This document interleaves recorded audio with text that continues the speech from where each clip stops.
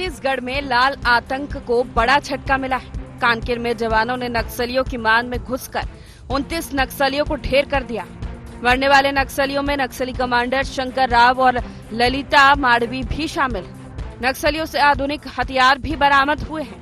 नक्सल उन्मूलन के लिहाज से ये बड़ी कामयाबी है, लेकिन इसको लेकर सियासत भी गर्म हो गई है। कांग्रेस ने इस मुठभेड़ पर प्रश्न चिन्ह खड़े कर दिए। 5 साल हमारे शासनकाल में इतनी घटनाएं नहीं हुई जो पूर्व में किसी 5 साल जो भारतीय जनता पार्टी 15 साल का कार्यकाल में तुलना कर रही है। दूसरी बात मैं कहना चाहूँगा कि इनके शासनकाल में यदि नक्सली घटना हुई और इन्होंने नक्सलियों को पकड़ा या पहुँचा, उसे भरमार बंदूक ही ये लोग जब्ती बनाते थे।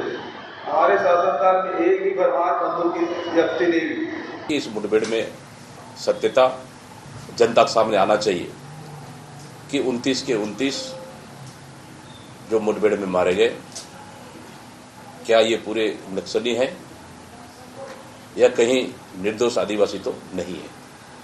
ये सरकार को स्पष्ट करना चाहिए। जब से भारतीय जनता पार्टी की सरकार आई है, ये 3.5 से 4 महीने में विपक्ष के इन आरोपों पर सत्ता पक्ष ने तगड़ा पलटवार किया है।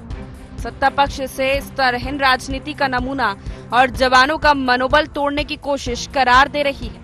जी, निस्संदेह ये अब तक की सबसे बड़ी सफलता है और पूरा श्रेय जवानों का है, पूरी बधाइयाँ जवानों को हैं। विशेष रूप से सीआरपीएफ, डीआरजी और बस्तर फाइटर्स के जवान थे जो जॉइंट ऑपरेशन पर निकले थे वहाँ पे, और साथ ही साथ पुलिस के अधिकारियों ने भी बहुत इंटेलिजेंस का यूज़ करके और सब तरह से रणनीतिक तौर पर ये चीज़ आगे बढ़ाई है। इसलिए मैं हृदय से उनको बधाई देता हूँ। हर चीज़ में इनको प्रश्न चिन्ह खड़ा नहीं करना चाहिए। सर्जिकल स्ट्राइक, एयर स्ट्राइक को भी उन्होंने मतलब काल्पनिक कहा, और ये तो उनके यहाँ की बात है, छत्तीसगढ़ की बात है।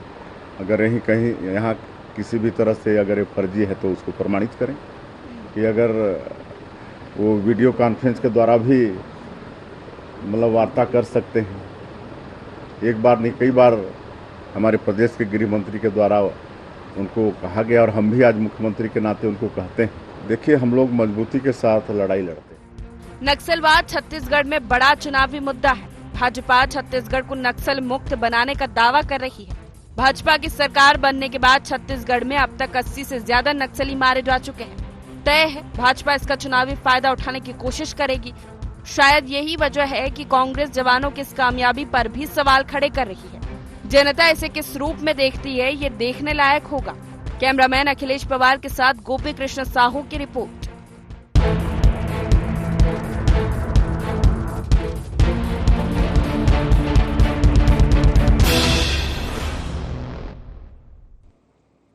नमस्कार, गुहार छत्तीसगढ़ सियासी मुठभेड़ में आपका स्वागत है। मैं हूं राजेश सक्सेना। आज इसी विषय पर हम चर्चा करेंगे। चर्चा शुरू करें उससे पहले एक नजर गुहार पॉइंट्स पर। कांकेर की मुठभेड़ पर क्यों उठ रहे सवाल? कांग्रेस को क्यों फर्जी लग रही मुठभेड़? नक्सलवाद जैसे मुद्दों पर कितनी जायज है सियासत? ग्रामीणों से हमदर्दी या सरकार को क्रेडिट लेने से रोकने की कोशिश। तो ये अहम गुहार पॉइंट्स हैं जिसके इर्द गिर्द आज की हमारी ये चर्चा होगी।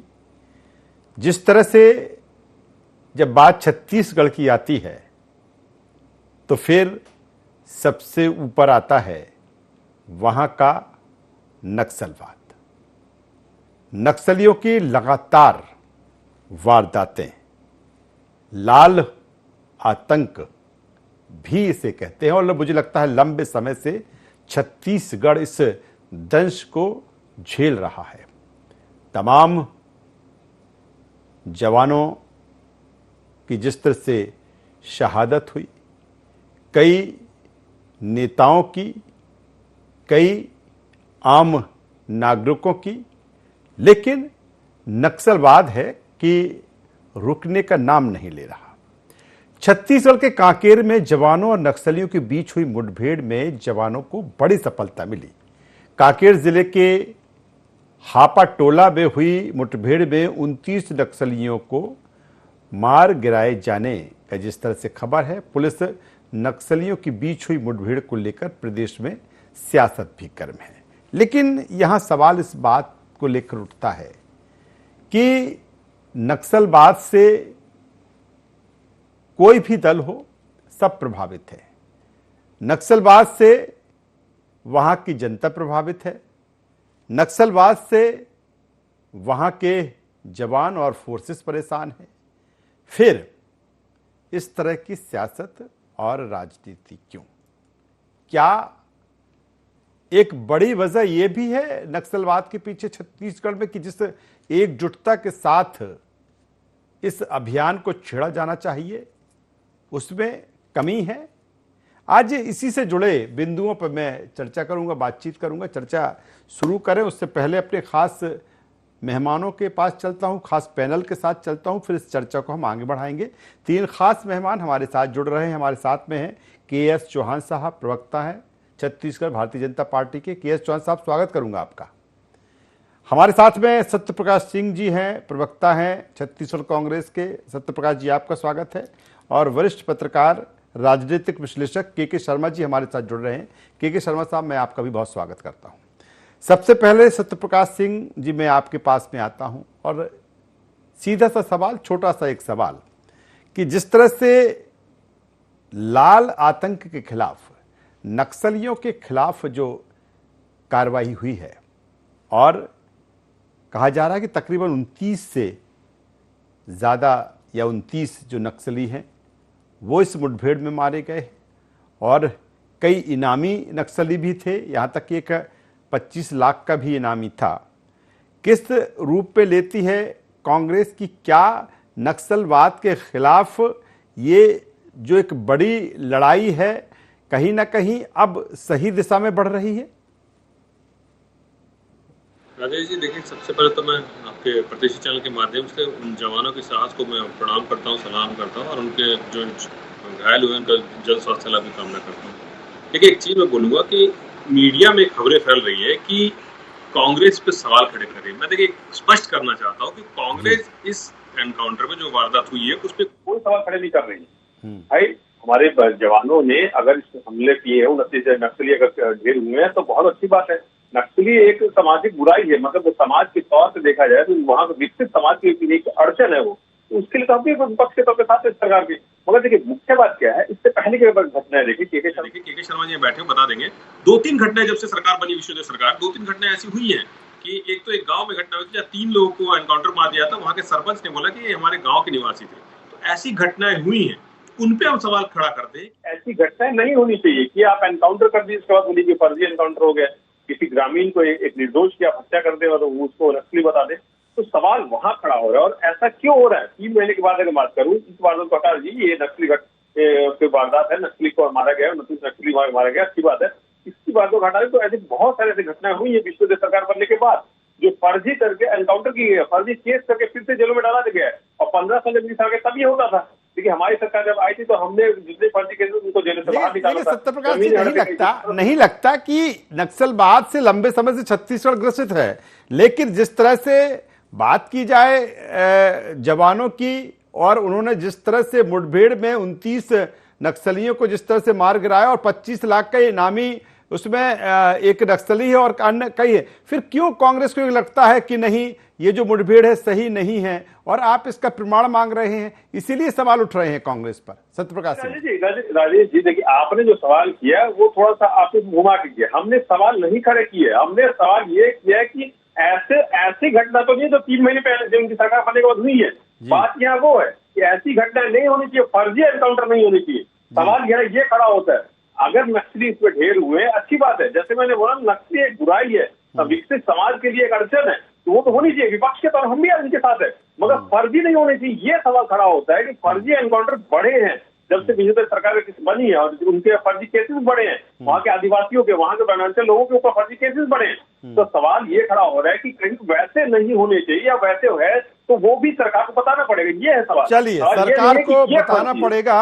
मैं के चौहान साहब के पास में आ जाता हूं। के चौहान साहब वो कह रहे हैं कि बताना पड़ेगा, क्योंकि कई ऐसे मुठभेड़ भी हुई हैं, कई ऐसे भी तथ्य सामने आए हैं कि वो फर्जी मुठभेड़ रही, जो नक्सली होना चाहिए वो नहीं थे, उसमें अन्य ग्रामीण लोग थे। तो वो कह रहे हैं कि कहीं ना कहीं ये भी प्रमाणित करना होगा। कि चौहान साहब जवाब दीजिए कांग्रेस को।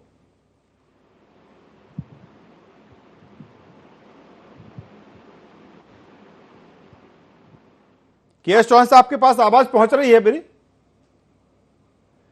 मुझे लगता है कि के चौहान साहब तक मेरी आवाज नहीं पहुंच पा रही है। जब तक हमारी टेक्निकल टीम एक बेहतर संवाद स्थापित करती है के चौहान साहब से, तब तक मैं के शर्मा साहब के पास में आ जाता हूं। के शर्मा साहब, जिस तरह से आज की ये मुठभेड़ को, जवानों की इस कामयाबी को आप किस रूप में देखते हैं? फिर सेकंड पॉइंट पे हमारा जो सियासत इस पर है, या फिर कांग्रेस के जिस तरह से सवाल खड़े हो रहे हैं, किस रूप में देखते हैं? क्योंकि लंबे समय से छत्तीसगढ़ नक्सल प्रभावित है। देखिए, पहली बात तो मैं कहूंगा कि नक्सली हिंसा जो है ये राजनीति से ऊपर उठकर विचार करने की आवश्यकता है। जैसे आपने पहले ही लाइन में शुरू किया कि छत्तीसगढ़ के विकास में ये एक बड़ी बाधा है। छत्तीसगढ़ खनिज संसाधन से परिपूर्ण है। सिंचाई सुविधाओं की बात करें, किसानों की बात करें, वनोपज की बात करें, ये तमाम विकास की ओर अग्रसर छत्तीसगढ़ राज्य है।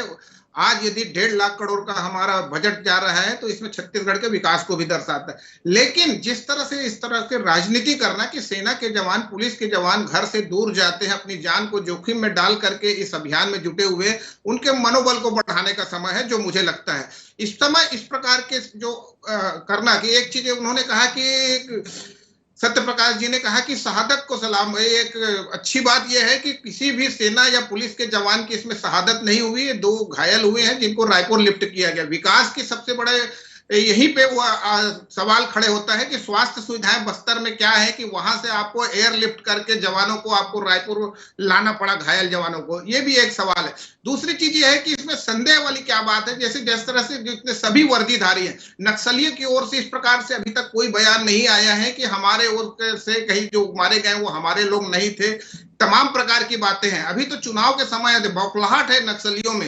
अभी परसों वहां मतदान होना है, तो कल क्या स्थिति बनती है। ये सुरक्षा जवानों को उनका मतलब आत्मविश्वास बढ़ाने का समय है, हौसला बढ़ाने का समय है, ताकि ये शांतिपूर्ण हो सके। 156 टीम यदि हेलीकॉप्टर के माध्यम से एयरलिफ्ट करके उनको मतदान केंद्र तक पहुंचाने की आवश्यकता यदि आज पड़ रही है, तो यहाँ पे नक्सली समस्या की गंभीरता को भी ये दर्शाता है। तो कहने का तात्पर्य यह है कि विकास की जो मुख्य धारा है, जो पुनर्वास नीति है, उसके जरिए नक्सली कैसे समाज की मुख्य धारा से जुड़े और वहां के लोग जो लोकतंत्र के प्रति विश्वास कर रहे हैं, एक विकास की भूख वहां जो देखने को मिल रही है, उसका हम किस तरह से उनका उत्साह वर्धन करें ताकि वो मतदान केंद्र तक पहुंचे और मतदान करें। और जो नक्सली हैं वो किस तरह पुनर्वास नीति के माध्यम से समाज की मुख्य धारा से जुड़े, जो भटके हुए युवा हैं, खासकर जल जंगल जमीन की रक्षा की जो बात कही जा रही है, आदिवासी हित में एक प्रतिस्पर्धा होनी चाहिए। राहुल गांधी ने कहा कि जंगल समाप्त हो जाएगा तो वनवासी नहीं रहेंगे। तमाम प्रकार के जो सवाल पेशा कानून का है, 5वीं अनुसूची का है, आकांक्षी जिलों के माध्यम से है, जन मन योजना के माध्यम से, ये जो विकास के वहां पे है उसके लेकर के चर्चा होनी चाहिए। आवास योजनाएं कहां तक पहुंची, जल कहां तक पहुंचा है, स्वास्थ्य की, जैसे मैंने कहा, कैसा अस्पताल नहीं है कि हम ये घायल जवानों का इलाज वहां करा सके, ये एक बड़ी समस्या है। शिक्षा को लेकर तमाम विकास पर ही मुझे लगता है कि बस्तर के मतदाता मतदान करेंगे, लेकिन नक्सली समस्या को लेकर जो के शर्मा साहब आप कह रहे हैं, क्योंकि और कहा भी जाता है कि जब भी इलेक्शन होते हैं तो जो नक्सली हैं वो फिर कहीं ना कहीं उसमें बाधा डालने की कोशिश करते हैं, रुकावट डालने की कोशिश करते हैं। और मुझे लगता है कि एक बड़ी कामयाबी लोकतंत्र के पर्व के पहले, मैं सीधे के चौहान साहब के पास में आ जाता हूं। प्रवक्ता हैं भाजपा छत्तीसगढ़ के। चौहान साहब, शायद बेहतर संवाद नहीं हो पा रहा था अभी तक, एक बार फिर आपका स्वागत करता हूं।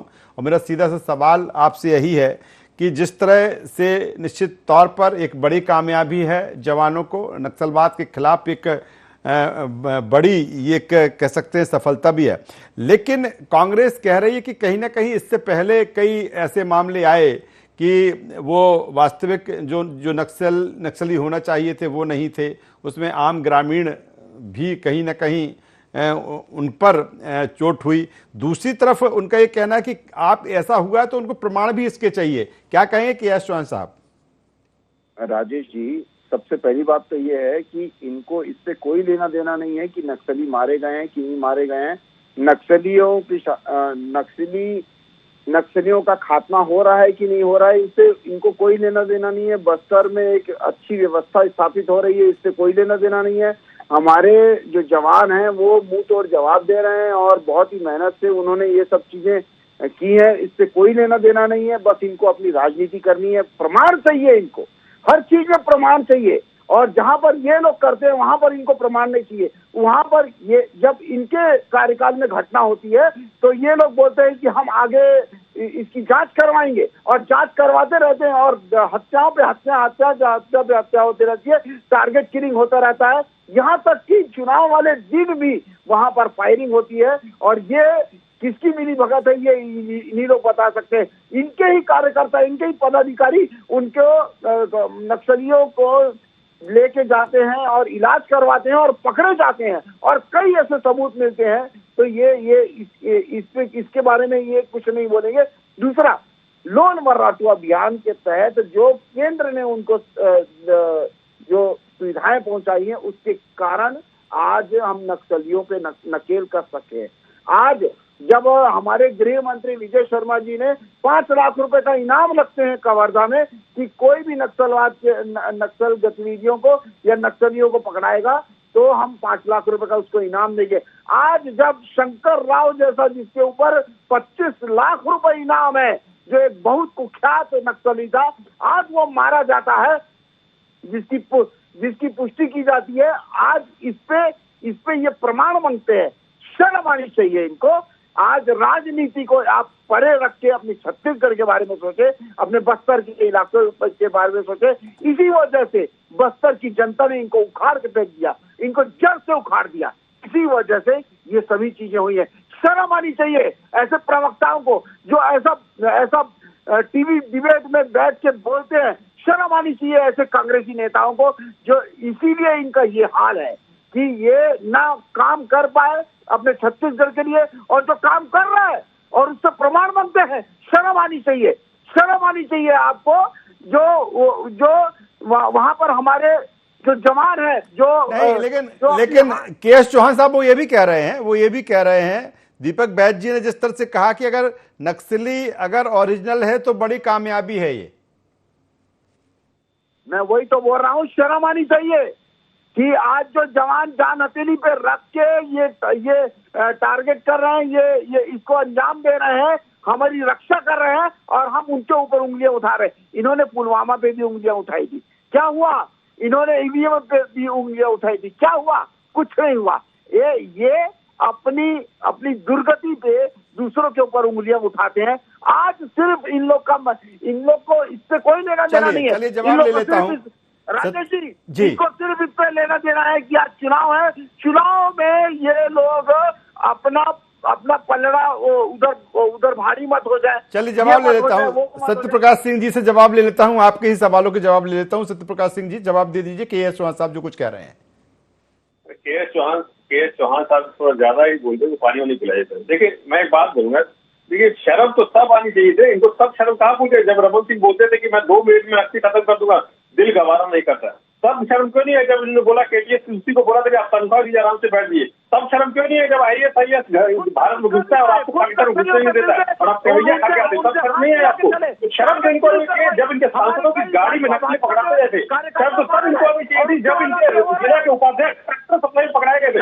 शर्म तब इनको आनी चाहिए थी जब रमन गणपति 2 नकली थे जिनको NIA ने पकड़ा था, सरकार बनने के बाद अप्रैल में गायब हो जाता है, तब शर्म नहीं आई आपको। लेकिन सत्य प्रकाश जी आपको नहीं लग रहा कि नक्सलवाद पे नकेल वहां पर कस रही है?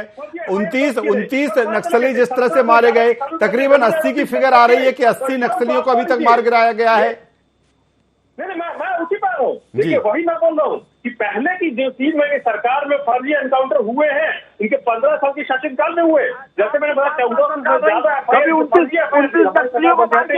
नहीं, लेकिन सत्यप्रकाश सिंह जी वो कह रहे हैं, भारतीय जनता पार्टी ये कह रही है, सरकार ये कह रही है कि अगर जो चीजें कह रहे हैं इसके सबूत अगर आपके पास में तो आप सामने लाइए।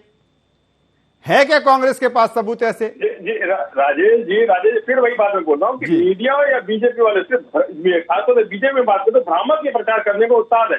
देखिए हमने क्या सवाल किया, दीपक बैठ जी ने बोला, भूपेश बघेल जी, मैं भी ये बात बोल रहा हूँ कि इस एनकाउंटर पे कोई सवाल खड़ा नहीं कर रहा है।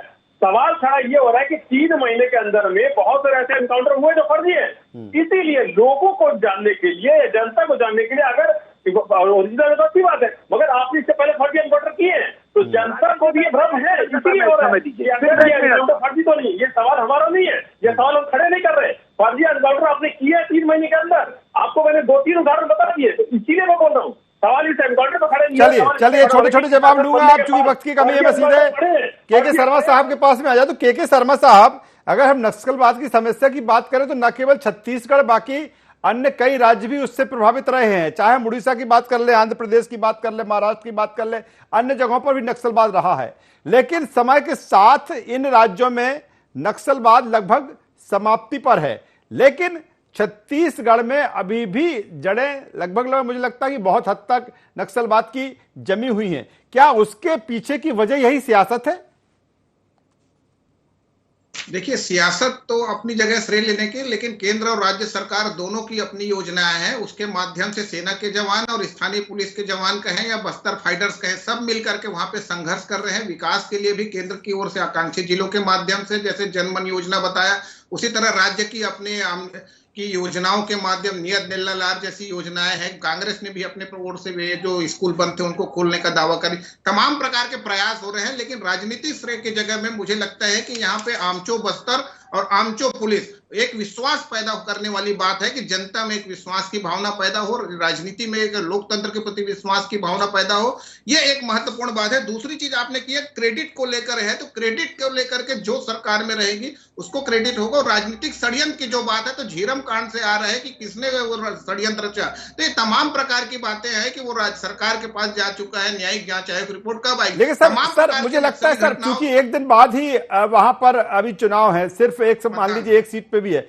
लेकिन अब चैलेंज और बढ़ गया है सुरक्षा बलों के सामने कि कहीं ना कहीं जिस तरह की जो चीजें हुई हैं और अब जो नक्सली हैं और उनकी जो प्लानिंग होगी, तो कहीं ना कहीं अब चैलेंज बढ़ गया है कि और सतर्कता की जरूरत है और एडवांस टेक्नोलॉजी की जरूरत है और जबरदस्त मॉनिटरिंग की जरूरत है। सर निश्चित रूप से नक्सलियों में बौखलाहट आ गई है इस घटना के बाद को लेकर के, और जो वहां पे मैं कह रहा हूं कि जितने हेलीकॉप्टर से शिफ्ट करके सुदूर नक्सली क्षेत्र में जो 916 कर्मचारी भेजे गए हैं, उनकी सुरक्षा और जो मतदान केंद्र तक पहुंचेंगे आदिवासी अपने जान जोखिम में डाल करके, जिस तरह से आ रहा है कि नक्सलियों ने पर्चा भी फेंका है कि चुनाव प्रचार को रोकने के लिए। चुनाव प्रचार तो आज समाप्त हो गया, लेकिन मतदान केंद्र तक पहुंचने आदिवासी वहां पे पहुंचे और लोकतंत्र के प्रति जो विश्वास है। चलिए सर, बेहतर बात आप कर रहे हैं। निश्चित तौर पर छत्तीसगढ़ जो लंबे समय से नक्सलवाद से ग्रसित है, प्रभावित है, और नक्सलवाद छत्तीसगढ़ में खत्म होना चाहिए, तभी विकास और तेजी के साथ छत्तीसगढ़ में देखने को मिलेगा। तीनों मेहमानों का मैं यहां पर धन्यवाद करता हूं, शुक्रिया करता हूं। तो एक तरफ जवानों की बड़ी कार्रवाई, सुरक्षा बलों की बड़ी कार्रवाई, बड़ी सफलता, उसके बाद नक्सलवाद पर सियासत और राजनीति भी। गुहार छत्तीसगढ़ में बस इतना ही। ID24 पर खबरों का सिलसिला लगातार जारी है, बने रहिए हमारे साथ। नमस्कार।